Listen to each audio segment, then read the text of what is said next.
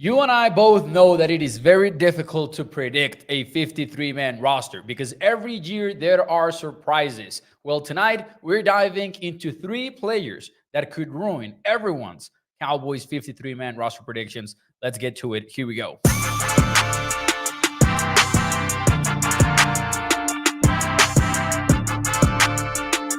What is up, everyone, and welcome into ADZ Sports Dallas Primetime. I'm your host, Mauricio Rodriguez, streaming live every Sunday and Thursday night and catching up with you guys in between with these quick hitting videos. Cowboys 53-man roster projection, we went over it last night. In case you want to check out my live show, we went in detail, position by position, who's in, who's out. That was the dynamic on Sunday night. Now, I want to get into three players that I believe could ruin everyone's roster projection. Three players that when I was putting that, master Excel, which is what I used to keep track of everybody's names, guys that I think could end up ruining everything by putting together an impressive offseason, an impressive training camp, and end up out of nowhere taking out a player that we think is going to make the team and change all of that before the NFL season. So tonight we'll go through three names, but first, drop one in the chat. Drop one in the comments. Let me know who is one player that you think people are leaving out of their expectations that is going to end up making the team. I will look forward to reading the names that you come up with. But let me start with one that is a little bit of a long shot, a little bit of a fun one. You can see him on the thumbnail. You can see him on the graphic right now. Let's go with Dez Bryant. And listen, 6 is a magic number, it seems to me, at wide receiver. That is perhaps the maximum amount of wideouts that you're going to carry on that 53-man. I don't think they're going to carry 7. There has been some teams that have done that. I cannot recall right now if the Cowboys have done it in recent years. I know they didn't do it last year, for example. So the Cowboys are likely looking at 6 wide receivers on their 53-man roster. The problem with that for somebody like Dez Bryant is that 4 of them are absolute locks the way that I see it, right? CeeDee Lamb, Brandon Cooks, and Jalen Tolbert. That is your starting 3. And then I would look at Kevontae Turpin at this point, honestly, as an absolute lock just based on the fact that he's been such a good returner for them and that the Cowboys do put a lot of emphasis on that. There's a new kickoff rule that might raise that even more. So Kevontae Turpin is going to become even more important. So to me, Turpin is pretty much your lock. Then you get into the interesting last 2 spots. And I believe Jalen Brooks has impressed the Cowboys. And you've got a 6th round pick, in Ryan Flournoy out of Southeastern Missouri that is likely going to warrant a roster spot just because he was a draft pick. So if the Cowboys use that resource on him, it's likely because they expect him to make the 53. So where does that leave Bryant? What needs to happen for Bryant to end up cracking the team? I honestly think the man to beat is pretty much Jalen Brooks. Or who knows? It could be Flournoy, and there's a bunch of UDFAs down there that you can see on the graphic right now. It could be Flournoy, but it would be a major surprise for the Cowboys to cut a 6th-round draft pick just like that. So I think it's one of those two that he needs to beat. It seems to me like the Cowboys really like Jalen Brooks. He's been a good blocker in the run game. He's been somebody that has shown off flashes of what the Cowboys bet on, which is basically that rare combination of size and speed. That's why the Cowboys picked him in the 7th last year. So in order for one of them to be left out, Bryant would really need to look like his old self. We're talking about a player that, as I discussed briefly on Sunday's show, has been a dude at the NFL level before. Bunch of suspensions got in the way, of course, but he arrived in the NFL in the 2014 NFL draft. So he's a veteran. The problem is that he only has 44 games in his career, 18 starts.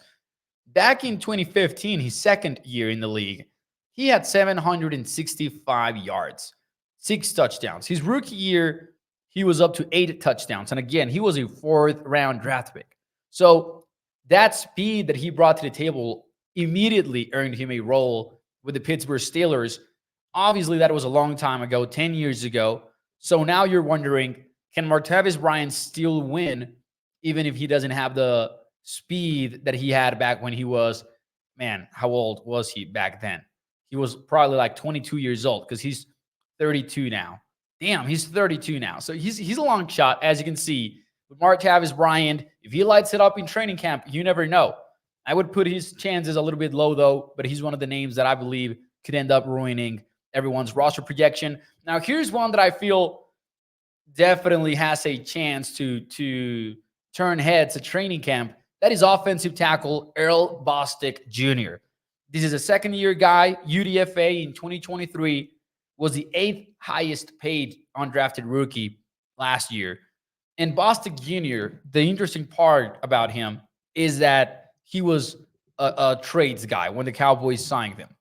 He's got arms over 34 inches long, which immediately make him a viable option at tackle, which is not the case for every one of these rookie offensive tackles. For example, even Nathan Thomas, who was a 7th-round draft pick for the Cowboys and who we see as somebody that could likely make the roster, I don't believe he had he was sub 40. He was sub 34 inches long. His arms were. So his arm length was in the 33rd percentile versus Errol Bostic Jr., whose arms were, I cannot remember right now, but that is likely like a much superior.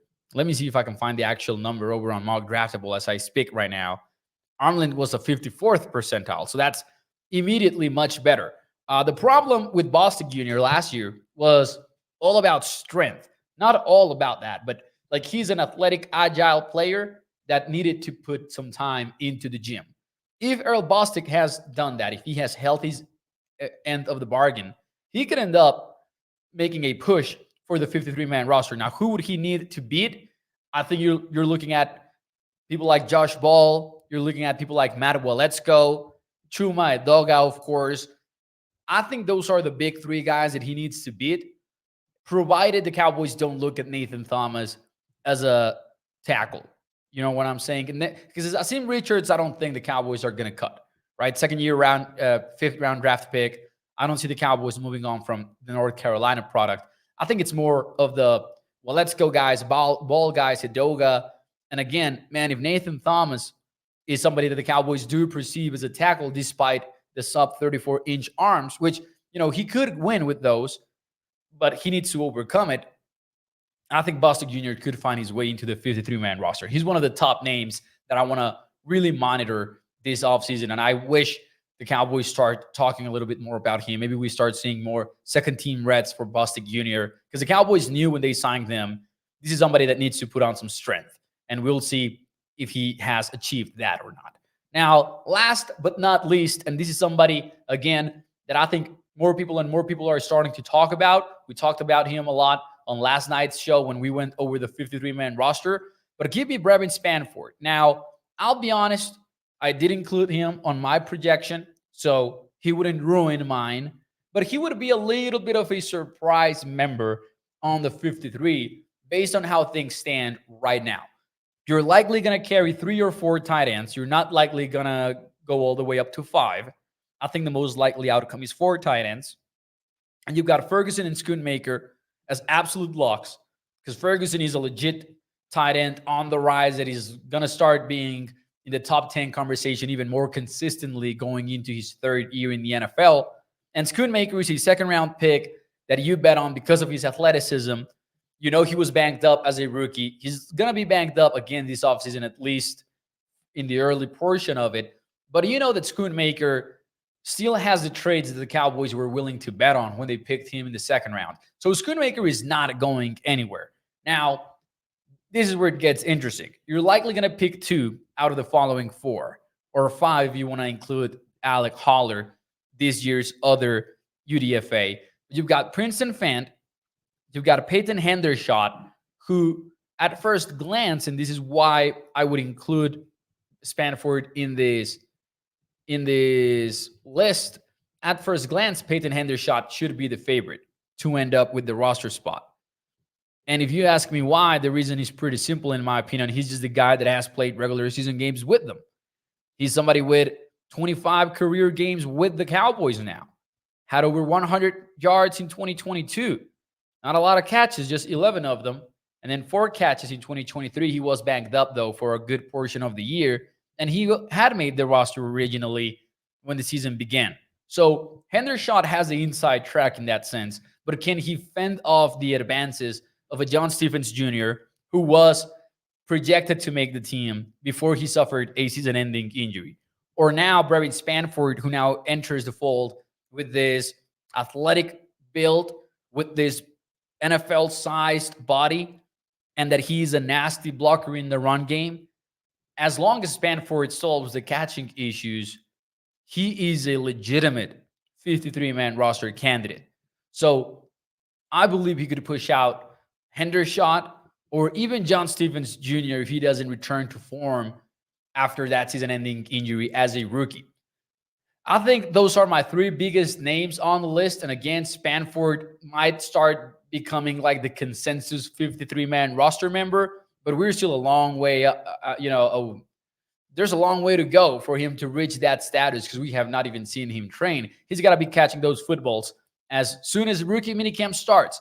He's got to be catching those footballs. There's going to be little margin for error after he registered a 26% drop rate in his final collegiate year, which is an insane number to think about. Anyways, ladies and gentlemen, let me know in the chat, who did I miss? Who am I wrong about? Let me know in the chat. I'll be checking out the comments later on tonight. Hit the like button, and I'll see you tomorrow night with more Cowboys content. Have a good one, and bye-bye.